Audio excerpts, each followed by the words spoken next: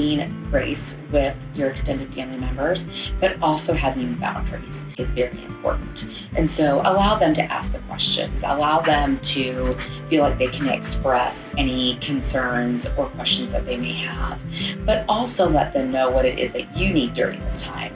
They're there to serve as a support system for you and not to create more stress and anxiety. Any type of adoption education that you can give to them to help educate them more on the process, especially open adoption, because I think that's where we see a lot of extended family members feel a little bit more nervous about what that might look like. And deep down, it's all coming from a good place. And sometimes, that love and that wanting everything to be just perfect can bring up some fears or some misconceptions that, aren't necessarily true. And you can help them understand truly what it is that adoption is today.